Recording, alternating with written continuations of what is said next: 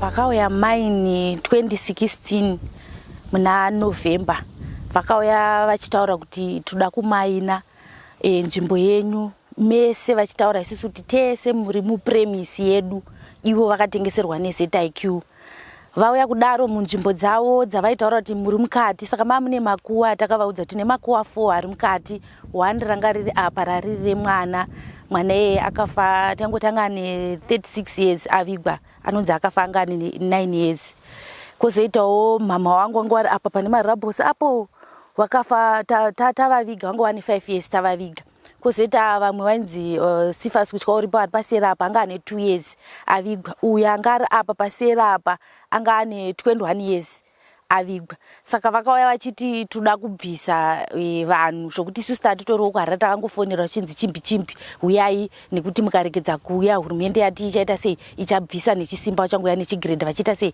vachibvisa vakaona pavanga vachimaina mubako mine mabhonzo emunhu nezvikari zvanga zvirimo zvinoratidza kuti chivo chikaranga changa chiri papi chiri ipapo hawana kukwanisa kuya kunotaura wakabva wachiita chiwande kwakutodhiura nzvimbo ipi iyoyo saka izvozvo zvimwe zviri kutikanganisa kurira ndazoya kunoku inini ndiri kutotorega ndinende kumusha ndo pandakasvika ndichiona munda wazara matombo uye mukoma wanga akanga aripo akanga atofa ndozobvunza Nhorondo kuti naimi ndichibvunza mukadzi womukoma wangu ko munda wakaiswa matombo uyu pane chamakapuwa here zvikainzi hapana chatakawana right patakamira panapa ungori munda wangu inini nomwe next door wangu saka pakwaya kwari yakatora panapa ndairi machibage ndifunga chaindiwanisawo kana kuti ndayogona kuwana kana kuti 20 bags kana 10 bags dzimwe nguwa kana kwanaya wozi pakaita ivhu racho rakaita sehowa saka kana waririma rinopawo chikafu kana kuine mvura ndiye ari kunzi ndiye akabvuma ndobva asaina nekuti mambo ndiye akanga kutaura ndiye ndiye akakubvumidzai akabvumira kuti isusu tiite sei tifukure vanhu mambo akanga aripo nekuti ndiye anobvumidza mudunhu rake kuti nini mudunhu rangu vanhu ngavaite sei ngavafukure kana vachitanga kuuya vanhu ava isisu kuti vazosvike kwandiri ndoti vanotanga minoti vanowirana sei nevanhu vanenge vari kunzvimbo idzodzo vanotouya mapepa vatopedza vakutouya vakabata pepa rabva kuMinistry of Mines asi iye kunoku akatokusvika achiita achitenderera aisa mapega achiita sei aita sei inini isingatozvizivi vanototi pacho vanhu chitototi vakutondigera mujeji kana kuti vanokutondigera bvudzi inini isingatozvizivi zvinorwadza anomuwana matombo akazara mujeka meso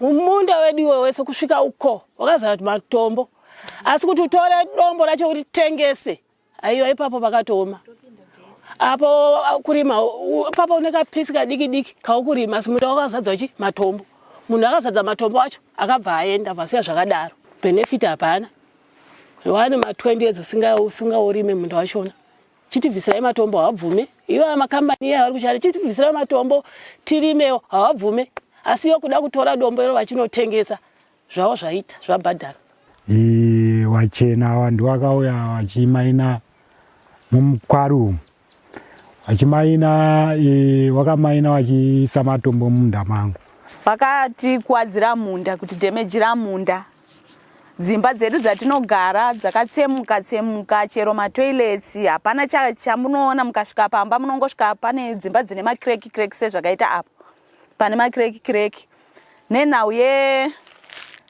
yemadhamu wakaticherera zvimadhamu zvekuti zvakukonzeresa kuti vana wedu mvura ikanaya zvikazara vana vanopera kana kutambira imomo zvokuti zvinokonzeresa njodzi yekuti mwana anogona kufira mupi mumvura imomo. Pataka demand kuti isusu saka tichawana uchi seminda yatairima kuti rarame takapiwa 320 pamunda wangu iri bond 320 bond. Takabvumira kuti vanobatsirawo vanofana kuendesa kana huni vachiisawo mvura mazuva yatiri area yavanomainira haina mvura yekuti vanhu vanomwa. Asi ndichitaura nakware manager wacho mushure mangu ndataurira naSabhuku kunza havasi kuda kubatsiridza. Ndakazopedzisira ndamuta wakaita izvozvo inini ndinokwanisa kuti inini nditi tools down. Hanzi baba womunhu iyeyo mwana womunhu iye anoshanda pakwari ipapo.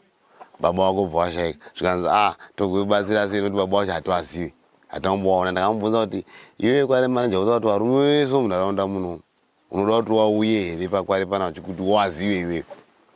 Ndo pano mavheji edu ipapo, ndo pane nyama yedu, ndo pane chingwa chedu, everything zviri mugranite.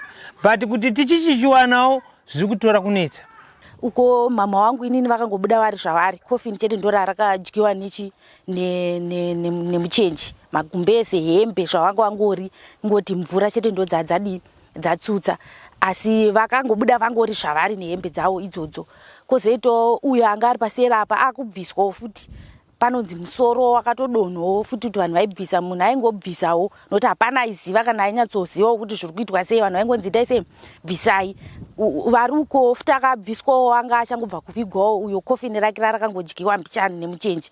Asi pakubvisa kwatakaita vanhu ivava chakatibata inhau yekuti pasina zvinhu zvakakwana.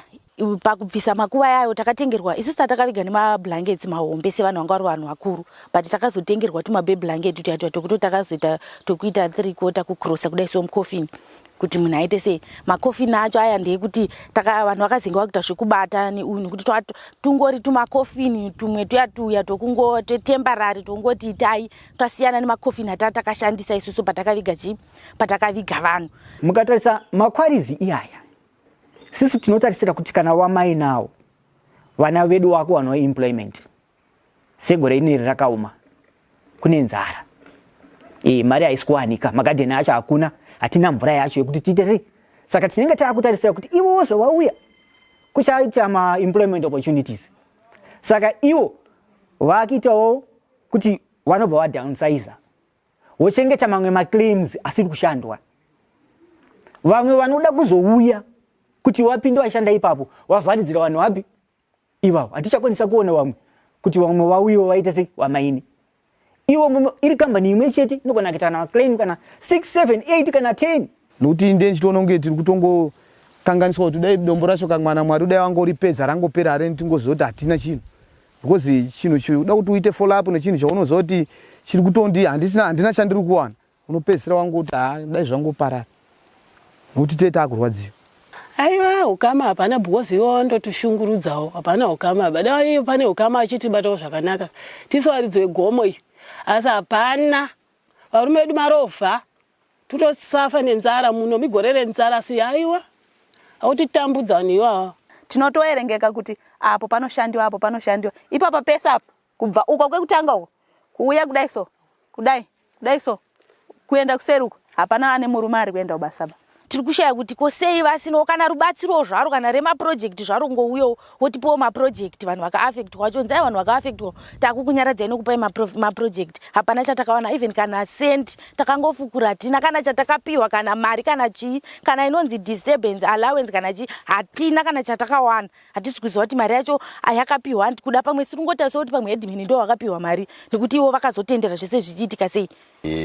Ndataura nyaya yokufukunwa kwavanhu kwakaita haina kunge iri nyaya yakafadza, uyezve vanhu vedu isisu apo nopapo tokutaura kwemengeta anongati ndofunga pamwe mambo kana ndofunga kana kuti kanzera kana kuti pamwe hamene vamwe vanhu vakaita sei vakapuwa kuti zvidai. Asi inini ndikufungidzira kuti handingamboti ndikufunga futi ndiri kutotaura nhana dzakutoti apa vanhu vetikudhira nawo vanhu vano culture imwe yakasiyana nedu, vanongofungidzira kuti China yamuZimbabwe. Chero panguva yekudhura waiti kana wakukwanisa kudhura dombo raigona kutodzika kubva mugomo moro yakosvika kana korowa pamba apo hapana chawaikuudza saka waingotiwo munhu zvichengetedze upenyu hwako iyoyo. Kana waona kuti wanhu wauda kudhura usafambi, ukatofamba imhosva unzi watozviitire izvo zvawazofambire uchiona pachidhuri. Mablasting acho nayo dzimba dzedu idzo dziri kutsemuka. Unogona kuti pamba pange ndandakavaka imwe imba yakapwanyika ndikati regai ndipwanye ndiwake imwe, ndikavaka kaboy sky. Iye zvinezvi katova nemakrek kuburikidza neblasting. Saka zvinhu izvozvo zvinenge zvichitodzorera shure instead yekuti ndiwe ndinodevelopa, ndiri kutoita loss nokuti ndoramba nchidzokorora chinhu hani panguva imwe cheteyo. Kumakwari iko kuku paunoti dhu zvatodairira nemumba zvekuti chero kana maplate anenge ari mudivhaidha anogona kuti kana maplate ari mukicheni anogona kutosheka kudai sokuratidza kuti pane zvaita sei zvaitika. Dzimba dzangu idzi wakasiya dzakatsemuka kudai so, ndobva wanditi tengai waya damcos ndikawaka. Saka ndawaka kudai bva yatanga kuchitotsemuka zvakanyanyisa kudai so, zvekuti ndikushaziva kuti inozogona kuzotodonha pasi kudai. Matoilets ndizvo zvaakangoita zvakangokwakanuka 2 times ndichitenga simende ndichigadzirisa kuti dzidai so. Mabasa acho hatisi kumawana, dzese dzimba dzimakicheni ndizvo zvazvakangoitawo. Saka tiri kutoshungurudzwawo kuti toita sei nevanhu api nevanhu ivavo. Kana vachiona sekuti kuri kuya mainvestors ari kuya kunomaina, ndaikumbirawo kuti zvigone kuti vaudzwewo kunzi kana vane vanhu vari kupinda munzvimbo, ivo vacho vari kumaofisi makuru wawo ngavaite follow up kunzvimbo kwavari kuenda, nekuti kwavari kuya vanhu havari kuya kune vanhu. Ende kana vachiuya kunoku vari kuya vari stubborn vachiti tiri kushanda nechitabva kuhurumende, hapana chamunotirambidza. Zvokutoti ukasvika izvezvizvi anongori kana angopinda mumunda muno mungoti ndakutopinda tatoya nechigredha sei pana pawakatomboya nesikavheta takatozotomhaisana kuti hatidi. Vari kubva wangopinda kuti sisi zvokuti ukatosvika kunobva wangosvika wangoratidzwa foto rapurezidendi vakabatana naambasadha wemachinese obva kuti handimukuona tine ushamwari hwakanaka chichi. Saka tiri kubva tashaya kuziva kuti kana ivo vachiti vati endai kune vanhu ngavaite mafollow up ekuona kuti vanhu vari muno vari kunoku vagara vari kunoku vari safe here, nekuti nzvimbo iyi ineika iri under government. Hatina mapepa ekuti unonomira uchiti inzvimbo yangu inenge ichinzi estate land. Kana iri state land yacho ine vanhu varimo vari kurarama vari munzvimbo ipi, iyo ndo zvinhu zvimwe zviri kutishungurudzawo kuti alright ngavachitipawo mapepa ekuti nyange munhu akasvika ndokwanisa kumirawo kuti inini ndiripowo panzvimbo pangu. Hakuna munhu angasvika kunopegawo opega asina kumboti toona imi wedu takusvikawo muno. Handiti muno zvinoera goma iri rakarwiya honde, handiti makafira ndo munogarawo wadzimiwo vanhu imomo. Saka zvoda kuti munhu anoremekedza habve ukachingosvika achinopindawo, asi unotosvikawo kuti pamusoro sabhuku kana mambo ndauyawo ndoda kuti ndimbopiriwo mugomo menyumo, ndabva kwakati handitazivana right. Apega aona chiwo chicherwa chaaonawo tochiuya akatoita public consultation yedu totaurirana. Iwe zvawaona chiwanikwa chawaona chakufadza, inini ndanga ndatiwo inini kana wauya wakuzomainawo monditirawo chinoti handiti tonyorerana pasika. Basa rakachitango tochiona kuti chii chaakuitikeyo. But zvimwe zvinhu manje ndo zvese zvamuri kuona kuti nhaka dzedu dzapera nenyaya yekuti zvanga zvisingaitike izvozvo. Isusu pane patakambodzidziswa tichiudzwa waiti hanzi zvinogona kukonzeresa TB, tukateswa unogona kuonekwa une TB. Nemweya watiri kufema wefractage yawo yawanenge wachiningirike nayo nemamiscarriage pamunhu pamudzimai ane pamuviri. Tine chifiro dai watigadzirirawo kana chigavharumu chekuti kana wakaputisa zvezvi tokwanisa kuhwanda mugavharumu, wotigadzirirawo minda yedu wari kuparadza mvura ikauya zvezvi inogona kutopinda nepoyano pese hatisina kuti toningirikina. Madhemu hatina, mombe dzedu dziri kutambudzika hadzina pokumwira. Vana vedu vechikoro kwavanobva kwacho kurefu, anobva kwamakunoko achienda kwako distance yokuenda kuchikoro. Saka vekusekondari watori nedambudziko. Maklinika hatina, patinoenda kwacho kurefu Wanyamuswa. Saka titori kurefu nedambudziko, asi tikaudza chichemo chedawa achitase kukwanisa kuzvidaira. Vanhu zvinongoramba zvakangotsikirirwa zvakadaro. Vakaramba kuti gadzirira horo, asi isusu tisu tine makampani akazara munomu, asi horo hatina, klinika hatina. Totoenda kwaNyamuzuwo kukliniki uko, kana ukatorwara malaria kunopisa kunoita malaria, pamwe unotofamba pana paurara kusvika watosvika kukiriniki kana kutofira munzira nemararia. Because clinic hatina, toenda kwatsuro kwakawazva nekwanyamuzuru. Pana patanga na clinic. Dai zvaikwanisika matombo aita sei abviswa mumunda towana benefit kana kuti ndinokwanisawo kuwana chouwiri kuburikidza makore akawanda nzvimbo iyoyo ndichiita rosi pasina na benefit. Saka dai vari vamwe vanhu vaikwanisawo kana kundiisira na bhoro zvarona mumunda mangu kuti ndinowanawo pokuti ndinorima ndichiriritira mhuri yangu, zvinobatsiridza kana kuitawo chimwe chinhu chinoita kuti ndisarewo nenhaka mukurarama kwangu, kuburikidza nemhuri yangu inofanirwa kuwana chouwiri futi papi ipapo. Ipapo is a very big challenge. Chishuwo chedu ichocho kuti kana dai zvaibvira wangotiwakirawo zvimawe dam, because tikada kuti dam nzvimbo dzacho hadzikunoka dzichawanika because tiri mumaruzevha, asi mawe dam anokwanisa kuwanika pakati mumarukowa whatever, zvinokwanisa kuita sei kuwanika pokuti tikwanise kubata mvura, zvinoita kuti tive tinokwanisa kusustain hedu. Isusu dai tawaniswawo maproject nemakwarisa tapowo kana kupolisha matombo kana kuitawo mamwe mabasa akareruka echidzimai.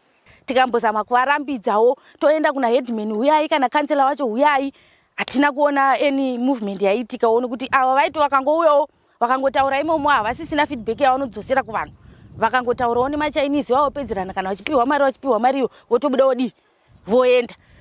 Machinese aya akangodai mukada kutende takudaidza kansela takudaidza mambo, ndo vanongotaura nyangwe izvozvo ukasvikapo une chichemo chako varingotaura toda kansela toda mambo. Saka takaona ndo vanhu vavari kudhira navo vachingopa mari vapi ivava ndo vari kuramba vachititsikirirawo kuti isusu zvichemo zvedu zvisanzwike kana kuti tisawana chimwe chinhu nekuda kwokuti ivo vanenge vachiwana mari, vari kutowana mari pamusoro pedu isusu nekuti vari kutorarama nesu isusu. Nodzimwe dzenguva akauya unoona achipiwa kana hupfu imo mumachaina wada vako kungoya nenyaya ipi unoona achibuda nezvinhu zvakawanda wanda mari nemari. Saka zvinhu zvacho zvinotobva tatadza kuziva kuti tinonanga kupi kwatinoenda uraiti kwatinobatsirwa nekuti vari padhuze vacho tikavaudza zvichemo hakuna action iri kutorwa. Tinomboudza vezela yakambouya hwazi vakambotora mafotozi vakambodii, havasi kudzokawo nefeedback wo vaenda vari kungoya vakangotitora mastatement votitora mafotozi votitora chii vakaendawo vaenda vanongouya vari kuya maworkshop vanenge varingoperera kumahouko kusenda kuhouko kuward center kundo kwaringoita mahoperera kupi ikoko vanhu vaya vakaafectwa vaya vasisinei navo. Kana vakuda information wodzoka futi kwatiri woti toda vanhu vaya wotora information woenda. Saka takatoona kuti kune vamwe vanhu vari kutoita mari futi nesu, vakauya wotora information yedu wotibata wotora zviwoenda wonoita mari, havachadzoki hatichavaoni. Saka hatichazwisisi kuti kushanda kwachona toshandawo sei, tinoudzawo ani anotibatsirawo kuti nyaya dzedu tinyaradzwewo tazvishayawo isu munomu. Munomu isisu munyika munomu ndikada kuti nini kana kuti ndinoita semunhu ndakaenda kupolitics handitika, asi ndichida kutaura chokwadi handiti kuti mumwe munhu kana achinge angooneka kuti uyu anenge ane pfungwa dzakadai haunyanye kudiwa kuti udaro, unotodzikisirwa pasi. Haufaniri kuti inzwi rako rinzwike manzwikirei handiti, nekuti uyu kana anga ari munhu akasarudzwa nevanhu kuti mirira handiti. Saka mukaona imimi musoro wechitima ukangorohwa uko kazivai kuti tese taparara zvorova kuti kana isusu community hakuna kwatinozoenda kupiko kana taona kuti iye ari kutokundikana kana ari kukurirwa hakuna. Saka simba rake rinoedza kuda kudzikisirwa. Zvino isusu tinozotodzoka taakurwadziwa, chatinoramba isisi mhirizhonga tinotiwo inini semutungamiri chakakosha kugara pasi toita sei totaurirana toona chinobuda ipapo. Community ownership zvandoziva ndati inonzi mukuru wayo ndi chief Mutoko ndi chief mmozi mune machief matatu. Saka tiono kuti waisarudzana chief executive kana kuti CEO ndiyo secretary wacho, then a committee member muyouth akamirira madzimai, business person, I think vanongo vaigona kusvika kuma 7-8, but chaindishamisha pathat community wacho kunobva granite racho kumutoko north kwanga kusina representative yacho, kunobva dombo racho zvazvakangoitirwa kupi kuhotera pazvapererawo kupi. Saka kuti toziva kuti mhuka iyi inonzi ownership haiwa tingataura tikataura zvokunyima inini handizive kuti zvakatangira zvikagumira kupi. Saka mutemo uyu unofanira kugadziriswa kana kuri kuti tiri kuda kuzoti sisu tizobudirira sevanhu vatema tiri patsika dzedu development iite seiwo futi iuye, nokuti uyo wakagadzirwa kuti sisi tisimbe tiri wakumbiri kuchinchani chedu, because hatingangotaura kuti each and every time ndonyora tsamba tinokumbirawo mundiigirawo mvura yokudhibhi, tinokumbirawo mutiisirawo mvura yekuchikoro, of which zvinhu apa zvinhu ndezvani, ndezvedu. Asi chiri kutipa kudaro kuti tisimbe tiri wakumbiri chii, mutemo upi iwoyu ukashanduka tinotokumbirwa isisu, vanofanira kukumbira isisu, kwete kuti tisimbe tiri wakumbiri. Zviri kuchema wagaro muno inyaya yebasa, employment ndewe wari kuchemera, because hamuna mabasa, but isisi takapuwa matombo naMwari, asofa hatina kana magarden, takangopiwa granite, so hatina chimwe chinhu chatinacho except granite. Zvishuwa dai Mwari anga atiitira tsitsi kana utungamiri hwatiitirawo tsitsi kuti tisiwo chinoti mangwana tizoti break granite pairi kunopfumisa dzimwe nyika kuri kuenda dombo irika.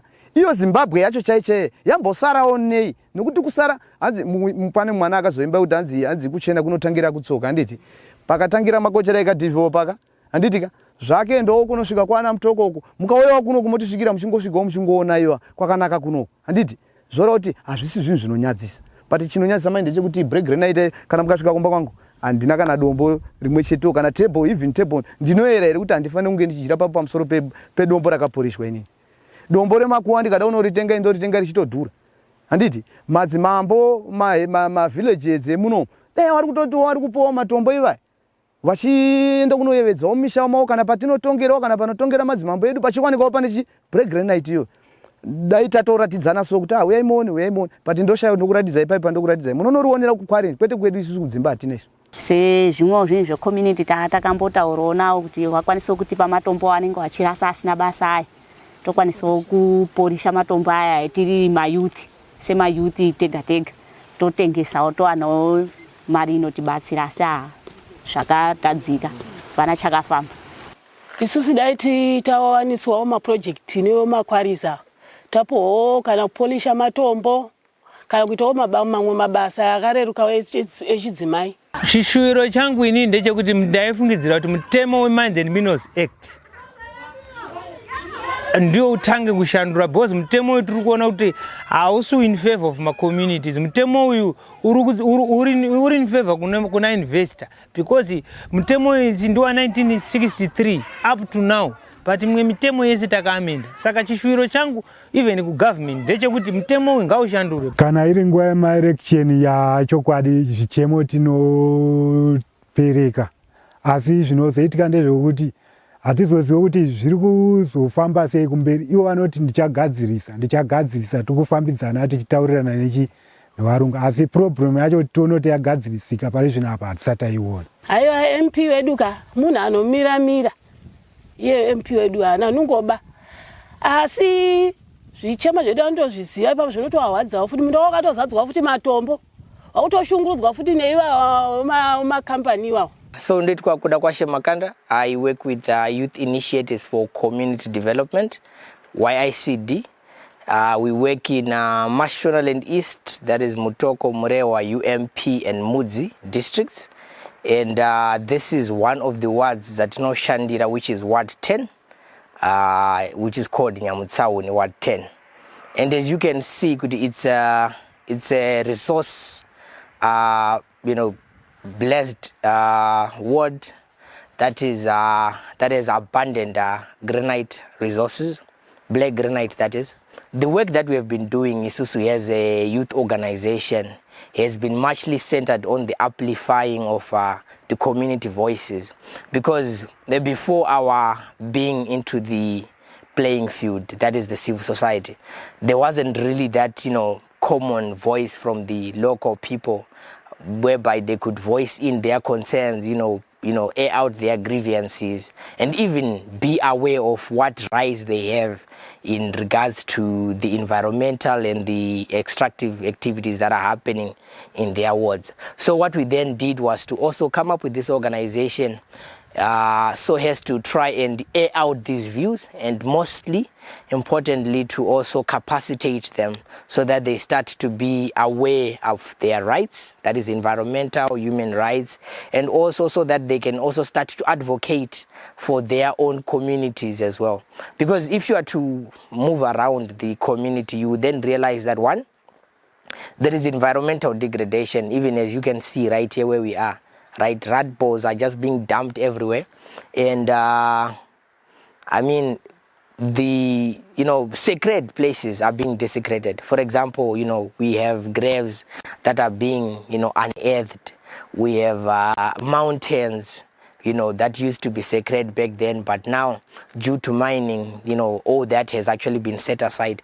And all of this is due to the policy inconsistencies that we do have within the nation. And one other thing that we have also been doing is also to try and popularize the Constitution, because it is the fundamental handbook that people can then use to then advocate for their own rights. So what we've just been doing is to popularize the Constitution, make them know of their constitutionally enshrined rights. That's the first step. But now the challenge that we do face is in this work, right? At the end of the day, you then realize that we have some certain acts that do not speak to the wishes of the people, right? For example, the Mines and Minerals Act that was enacted in 1963 during the colonial period, and it's still the one that's being used up to now. And this act was actually enacted so as to benefit the white minority back then. But up to now, it's the law that is still being used. So that law, it gives the miner or the investor the power to displace people. It gives the miner or the investor to move, to get to whatever place, because with that law, it sort of like supersedes any other law that is in Zimbabwe. So if you are carrying out your agricultural activity here, and if there is a mineral that is found there or that is discovered there, then mining takes precedence over any other economic activity, you see. So that then disadvantages the local people in the area, because one, this is state land, right? And they don't have title deeds to that land. So they do not really have a say in how this land is governed. And now when they are displaced, there is no alternative land that is set aside to then say, if you are moved from one place, you are then supposed to then be taken to the other place that is already set aside for you. You are only displaced, but with no alternative land that is given to you. The community does not know how much is being produced in their ward, right? They do not know how much tonnage of black granite is being shipped out, is being produced probably maybe per day. Right? So such information becomes key. So at the end of the day, it becomes the prerogative of the company to then disclose such information, be it to the Ministry of Mines or to the MMCZ, right? So there is that leeway for them to even play around with the figures, right? They can under disclose, you see, or they can overestimate the amount of work that they have done, be it towards corporate social responsibility, because they do not really disclose. For example, if you are to go to, to the local authority, that is council, right? Right now, what I know is per ton, they get 15 RTGS per ton, right? As levy that is paid to the council. So now, if you are to then calculate how much 15 RTGS and what it buys right now, with the given, inflation rate and the current economic situation, it will then give you a clear picture of what we are losing at the end of the day. But now it's because, one, the local authority doesn't have access to such information, and they cannot come and demand it here, right? These guys are given room to be the ones that then disclose how much they would have quarried, how much they would have produced per year. It's up to them. So it's up to them to be honest or not. And we have no means to do that. And even if we were to, you actually hear that sometimes our government doesn't have the capacity to even come and quantify, the amount that is being produced, because you don't have the means, you see. And even if you are to look at what you call it, the environmental degradation that's happening here, even if you are to go to Emma, you will tell that it's incapacitated because they do not have the means, right? It might be in the means of manpower, it might be in the means of vehicles actually do trips to the affected areas. They don't have the means to carry out their jobs thoroughly. So at the end of the day, who suffers is the people on the local ground, you see. So those are some of the challenges that then people do face.